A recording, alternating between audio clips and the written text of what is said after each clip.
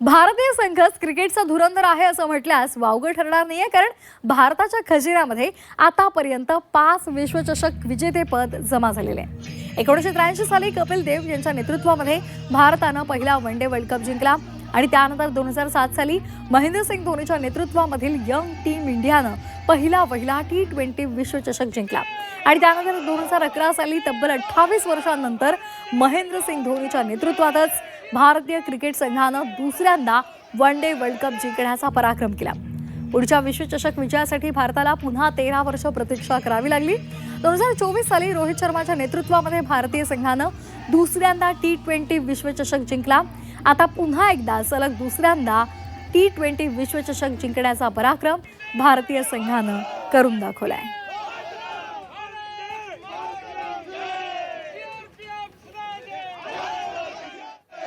New Zealand विरुद्धच्या T20 विश्वचषकाच्या अंतिम सामन्यामध्ये भारतीय संघानं विश्वविजेतेपद पटकावलं आणि त्याच्या आधीपासूनच देशभरात जल्लोषाला सुरुवात झाली. फटाके फोडत, ढोल वाजवत, नाचत गात, घोषणा देत क्रीडाप्रेमींनी आपला जल्लोष साजरा केला. मोठ्या संख्येनं रस्त्यावर हे नागरिक उतरलेले होते.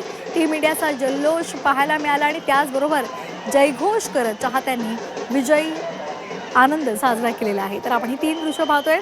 होळीनंतर भारतामध्ये दिवाळी साजरी झाली की काय असाच भास प्रत्येक भारतीयाला झालेला आहे, कारण सर्वत्रच मोठ्या जल्लोषात सर्वजण नाचत गाजत त्यांनी आपल्या संघाचं कौतुक केलेलं आहे आणि विजयाचं सेलिब्रेशन केलं आहे.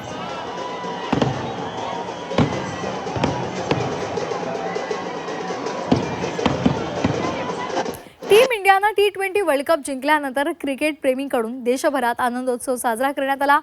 मुंबई, पुणे, ठाणे, रायगडसह देशभरात जल्लोष पाहायला मिळाला. जम्मू काश्मीरमधील रामबनच्या चंदरकोट इथे तैनात असलेल्या CRPFच्या 84 बटालियनच्या जवानांनी सुद्धा आपला आनंद साजरा केला.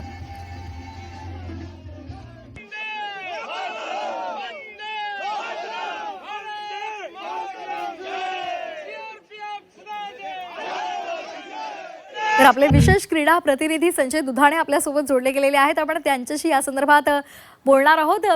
संजय, कालचा जो दिवस होता प्रत्येक भारतीयासाठी अभिमानाचा क्षण होता. ऐतिहासिक अशी कामगिरी भारतीय संघानं केलेली आहे आणि त्यामुळे फक्त देशभरातच नाही तर संपूर्ण जगात आपल्या भारतीय संघाचं कौतुक होतंय.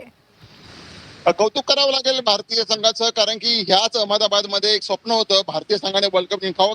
कारण की जगातील सगळ्यात मोठं स्टेडियम खास उभं करण्यात आलं होतं. 1,25,000 क्षमता असणाऱ्या या स्टेडियम मध्ये जवळजवळ 2.5 लाख डोळ्यांनी हा नेत्रदीपक सोहळा बघितला आणि एक कुठेतरी जिद्द होती सूर्यकुमार संघाची की हा वर्ल्ड कप जिंकलाच पाहिजे. कारण की आपण पाहिलं की रोहित नव्हता संघात, विराट नव्हता, सूर्यकुमारवर जबाबदारी सोपवण्यात आली होती. त्यामुळे पुन्हा एकदा एक आपली टीम सज्ज झाली आणि कौतुक करावं लागेल आपल्या फलंदाजांचं. खरं तर टॉस आपण जिंकला होता, खरं तर एक शंकेची पाल चुकलेली, पण ज्या रीतीने आपल्या 3 पहिल्या फलंदाजांनी, आघाडीच्या फलंदाजांनी संजू सॅमसनचा जो मालिकावीर झाला त्याचं कौतुक करावं लागेल. कारण की त्यांनी सलग 3 सामन्यात 50 पेक्षा अधिक धावा केल्या, सर्वाधिक धावा केल्या स्पर्धेतील आणि त्याला तितकी समर्थ साथ दिली अभिषेक शर्माची.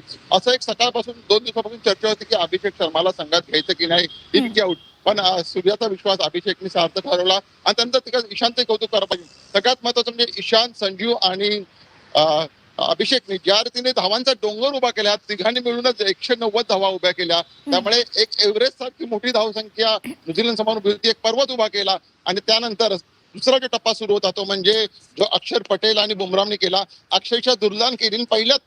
पहिल्या 5 षटकातच, ज्याच्या आपण पहिल्या 5 षटकात 90 धावा केल्या आणि त्यांच्या 5 षटकात 3 गडी बाद केले, तिथेच आपल्या विजयाचा कळस निर्माण झाला होता. आणि एका अर्थाने म्हटलं पाहिजे आपल्या फलंदाजांनी पाया रचला तर कळस कोणी गाठला तर तो गोलंदाजांनी सर्वोत्तम कामगिरी केली. आणि सगळ्यात महत्वाचं म्हणजे या परिसरात एक हनुमान मंदिर आहे. मी आज खास सांगू शकतो झीच्या प्रेक्षकांना, या हनुमान मंदिराच्या वेळेस जेव्हा या स्टेडियमची उभारणी झाली तेव्हा हनुमान मंदिराला काही धक्का लागला होता. त्यामुळे खास आपली सूर्यकुमार आणि हार्दिक पांड्यानी क्षणभर जाऊन दर्शन घेतलं होतं आणि काल सामन्यानंतर पण दर्शन घेतलं. त्यानंतर खऱ्या अर्थाने संपूर्ण असा प्रार्थना करून आणि सगळा हा जुना इतिहास होता. बेसिकली ह्याच अहमदाबादच्या स्टेडियम मध्ये आपण 2023 मध्ये वर्ल्ड कप हारलो होतो. हे ज्या रीतीने 150 धावसंख्या केली आणि आपल्याला मोठा असा पराभवाला सामोरं करावं लागलं. हा सगळा काळा इतिहास पुसून एक नवा इतिहास रचून भारतीय संघ सज्ज झालेला आहे आणि 5 वर्ल्ड कप विशेषतः T20च्या इतिहासातील 3 गोष्टी इथे अहमदाबादमध्ये घडल्या, कारण की सलग दुसऱ्यांदा आपण वर्ल्ड कप जिंकला, यजमान संघाने वर्ल्ड कप जिंकला आणि 3 वेळा वर्ल्ड कप जिंकणारा भारतीय संघ इथे अहमदाबादमध्ये उदयास आला आहे. अगदी संजय सूर्याचं संघटन कौशल्य पाहायला मिळालं आणि त्याचबरोबर संघातल्या प्रत्येकानं साजेशी अशी कामगिरी करून भारताला हा विजय मिळवून दिलेला आहे. ऐतिहासिक कामगिरी केलेली आहे, त्यामुळे निश्चितच हा कौतुकाला पात्र आहे. धन्यवाद दिलेले आहे संपूर्ण सविस्तर माहितीसाठी.